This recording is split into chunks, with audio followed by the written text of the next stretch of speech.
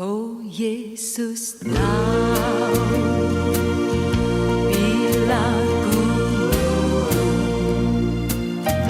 bila beban berat menindih, Dia mengerti tiap kedukaan, Dia mengerti karena kasih. Salam saudara-saudari yang dikasihi Tuhan, damai sejahtera dan kasih karunia Allah menyertai kita hari ini. Apa kabar semua? Semoga kita dalam keadaan sehat walafiat. Kita berjumpa lagi dalam renungan harian Santapan Jiwaku. Kita bersyukur untuk semua berkat, untuk semua kasih, untuk semua yang telah Allah limpahkan dalam hidup kita. Dan hari ini kita bersama-sama kembali merenungkan firman Tuhan. Kita bersama-sama ingin berusaha memahami apa yang menjadi keinginan Allah di dalam hidup kita, agar kita benar-benar mengerti, benar-benar memahami, dan benar-benar menghayati apa yang telah Ia wariskan dalam hidup kita, yaitu Injilnya yang kudus. Hari ini kita diundang untuk merenungkan firman Tuhan dari Injil Markus, bab 12 ayat 18 sampai 27. Marilah kita mendengarkan firman Tuhan. Inilah Injil Yesus Kristus menurut Markus. Pada suatu hari datanglah kepada Yesus beberapa orang Saduki yang berpendapat bahwa tidak ada kebangkitan. Mereka bertanya kepadanya, "Guru, Musa menuliskan perintah ini untuk kita. Jika seseorang yang mempunyai saudara laki-laki mati dengan meninggalkan seorang istri, tetapi tidak meninggalkan anak, saudaranya harus kawin dengan istrinya itu dan membangkitkan keturunan bagi saudaranya. Ada 7 orang bersaudara. Yang pertama kawin dengan seorang wanita, lalu mati tanpa meninggalkan keturunan. Maka yang kedua mengawini dia, tetapi juga mati tanpa meninggalkan keturunan. Demikian juga yang ketiga, dan begitulah seterusnya. Ketujuh-tujuhnya tidak meninggalkan keturunan. Akhirnya wanita itu pun mati. Pada hari kebangkitan, bila mana mereka bangkit, siapakah yang menjadi suami wanita itu? Sebab ketujuh-tujuhnya telah beristrikan dia." Jawab Yesus kepada mereka, "Kalian sesat, justru karena kalian tidak mengerti kitab suci maupun kuasa Allah. Sebab di masa kebangkitan orang mati, orang tidak kawin atau dikawinkan. Mereka hidup seperti malaikat di surga. Mengenai kebangkitan orang mati, tidakkah kalian baca dalam kitab Musa, yaitu dalam cerita tentang semak berduri, bahwa Allah bersabda kepada Musa, 'Akulah Allah Abraham, Allah Ishak dan Allah Yakub.' Allah bukanlah Allah orang mati, melainkan Allah orang hidup. Kamu benar-benar sesat." Demikianlah Injil Tuhan. Saudara-saudari Santapan Jiwaku, hari ini kita mendengar firman Tuhan dalam satu percakapan antara orang Saduki dan Yesus.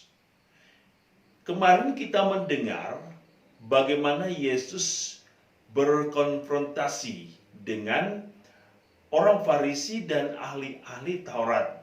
Mereka berusaha menjebak Yesus dengan suatu pertanyaan tentang pajak. Dan hari ini orang Saduki dengan kelompok yang lain pun yang tidak menerima dan tidak percaya kebangkitan, berusaha kembali untuk mencoba Yesus tentang kebangkitan. Tetapi apa yang dikatakan oleh Yesus? Kamu sesat. Mengapa Yesus? Kamu sesat. Ada hal yang penting di sini yang bisa kita renungkan. Pertama, bahwa orang-orang Saduki hanya berbicara tentang kehidupan dunia. Mereka tidak percaya kehidupan setelah ini. Kehidupan setelah kematian. Kalau mereka tidak percaya akan kebangkitan, bagaimana mereka bisa percaya akan Allah yang hidup? Bagaimana mereka akan percaya tentang Yesus yang akan bangkit? Tentu banyak orang pun zaman ini tidak percaya tentang kehidupan kekal. Ketidakpercayaan itu bisa kita lihat dari wujud kehidupan mereka. Agama tidak lagi menjadi satu sarana yang membawa orang kepada kehidupan yang kekal. Orang tidak peduli lagi dengan agama. Orang tidak peduli lagi dengan norma-norma kehidupan. Orang tidak peduli akan sesama. Tetapi bagi kita yang percaya, Yesus adalah jaminan kehidupan kekal. Yesus adalah jaminan dari kebangkitan itu. Bahkan Yesus menunjukkan kepada kita hari ini tentang Allah Abraham, Allah Ishak, dan Allah Yakub yang dipercayai oleh bangsa Israel sebagai Allah yang hidup. Mereka adalah orang-orang yang hidup, bapa bangsa. Mereka adalah orang-orang yang telah dipercaya bahwa mereka akan hidup bersatu dengan Allah. Sehingga pada poin ini kita bisa melihat bahwa ketika manusia menaruh harapan kepada dunia, maka ia kehilangan akan harapan untuk kehidupan kekal. Yang kedua, Yesus adalah jaminan. Jaminan dari kehidupan kekal. Melalui kebangkitan Yesus yang mengalahkan kematian, Yesus mau menunjukkan kepada kita bahwa Allah adalah Allah bagi orang hidup.